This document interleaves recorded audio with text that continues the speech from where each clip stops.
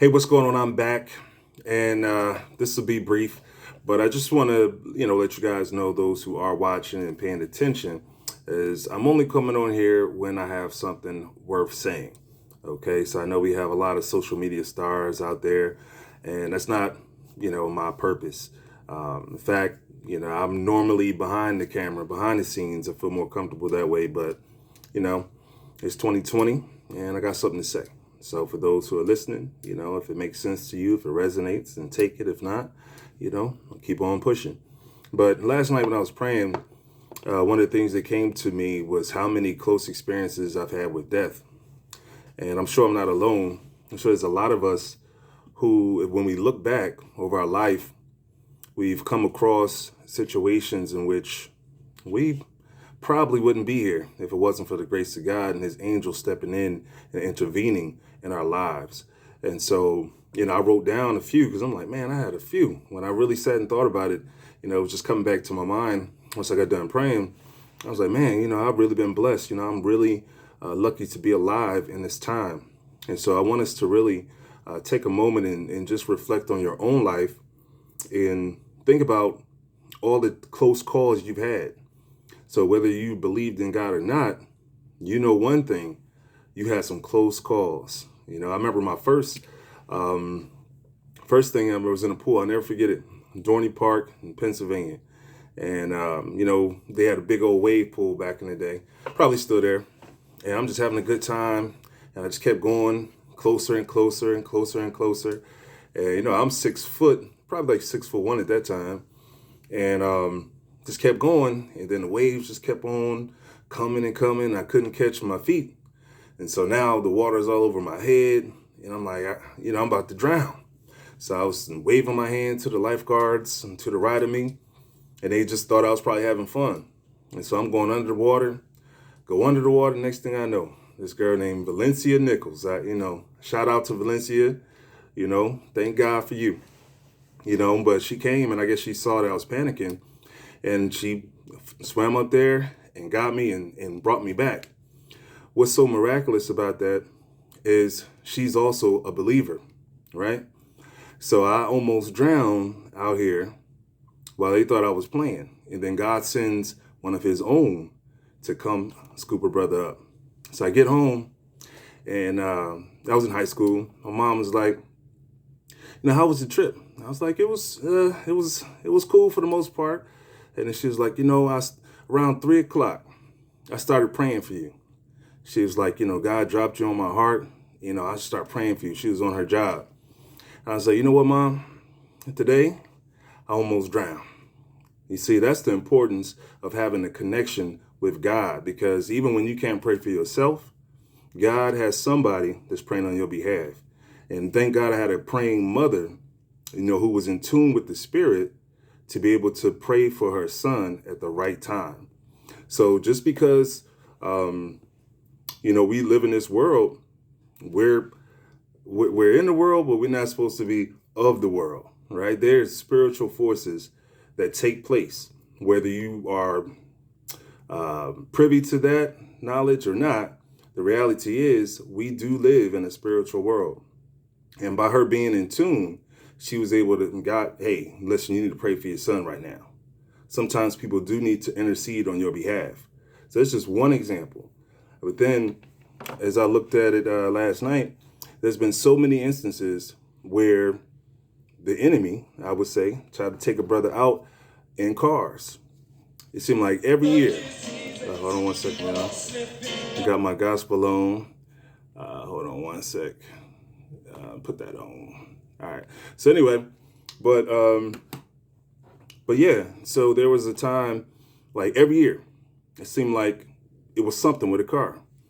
For example, one year I was driving to my friend's house. He lives, out in the country, and I said, well, I'm gonna take a different way. So I started going down this other way past my mom's job, and all of a sudden, this humongous elk. Not a deer, not Bambi, but an elk, okay, huge, hit my car. But it's like if I was a second earlier, that deer would have been in my driver's side. This huge thing, but it's like the hand of God, angel, boom. It fell on the back of my front windshield. So had it been a second earlier, I'd have been gone. My head would have been gone. All right. But the crazy thing is, or the miraculous thing is, even though his full body fell on my glass, broke the windshield, but he was able to get up and go ahead. That's one incident, right? So here again, this was like maybe I think December 28th, as a matter of fact, right? That's one incident. Then I wrote them down. I got a lot of them. It's not good, not to be happy about, but the blessing is I'm still here. I'm here to tell you guys about it. So that's the blessing. And then I remember I was on 295. So now this time I was doing something I, probably should have been doing. I was out there having a good time, recording some music with a good friend of mine. And I done drank, smoked, all that type of stuff. It's about 3 o'clock in the morning. I'm driving home, about an hour ride. All of a sudden, in my rearview mirror, I see this guy speeding down the street on the rim. So he's riding his rim going out, I don't know, maybe 150 miles an hour. You can see the sparks, the fire coming from the rims, like he's driving on the rim over 100 miles an hour, come directly toward me. Of course, whatever's top speed limit my car went at that time, I was on it, but he was coming directly for me. Then another time, I was with my kids. So lived in Jersey, and we have these, it's called Pine Hill. So I'm driving down the hill, and then all of a sudden, something said, look in your mirror, your rear mirror. Looked in the rear view. This guy had this, I think it was a Chevy Trailblazer or something like that, had lost control. Flying down the hill, I don't know how many miles, but it was fast, flying down, and just in right time, because thank God you gave me, hey, listen, look in your rearview mirror, that car is going extremely fast. So I pulled up on the curb, moved out the way, just in time, that truck ran right into the back of somebody. Just last year, New Year's Eve, I'm going to go hang out, go do what I do, and I took an Uber, so I didn't drive. So I'm driving, and I'm riding in the back seat, and so the driver's just cruising on. So we hit the corner, we make this left. This huge truck is flying like he's not going to stop. So I'm watching, I'm like, well, surely, I know he sees us. Right? Dude, keep flying. And I'm like, driver, if you don't move your behind out the way, I'm like, drive. You know what I mean? I'm in the back seat. That's another one. Then, let me see how many more I got. This is not good. Okay, then, here. So, it's about 2 o'clock.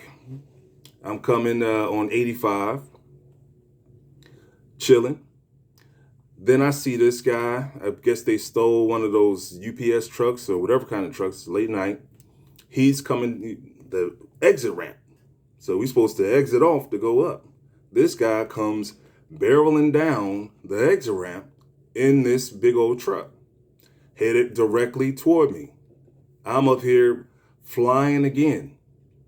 All of these instances make me put life in perspective, to realize that first, thank God for God being God, right? Thank God for his angels surrounding me and protecting me, even when, as we used to, they say in the church, protect me from seen and unseen dangers. So it's like when you have a purpose on your life, the enemy tries his best to take you out, whether it's from your own lifestyle, your own activities, things that you do, whether it's overindulging and drinking, smoking, whatever type of things to tear down your temple. If he's successful with that, then you won't be able to do what God called you to do in the first place. So I'm guilty of that too.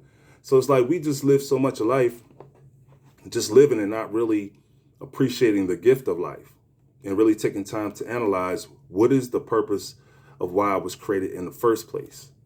Like, was I created just to come here, live, have a good time, or was I supposed to leave a deposit in the earth when I leave? Am I supposed to leave a legacy? So I want to share that with y'all, and hopefully so that you can reflect and think about all the blessings that God has given to you, but also how many times he spared your life. And looking at the situation the world is in right now, this is an opportunity. You saving some of y'all lives. So be healthy. Check out this brother. His name is Riza Islam, if you're not familiar with him, but he has 2 videos that I saw today, which I thought was very good. The first talked about different things that you can use to enhance your immune system. Most of the people that's coming down with this coronavirus or whatever it is because they have a compromised immune system. So we got to watch what we eat. We got to switch it up. That fast food, all that garbage, that day is over. We need to have nutrients. We need to make sure that we're actually, exercising, doing what we need to do to take care of our bodies. And the other video he has really much just explains it all. For the people who are confused about vaccines or think everything is a conspiracy, you need to actually take the time and research everything that you just write off as a conspiracy. The people who are conspiracy theorists sat down and just looked at things like, wow, that doesn't make sense. Well, how come all this?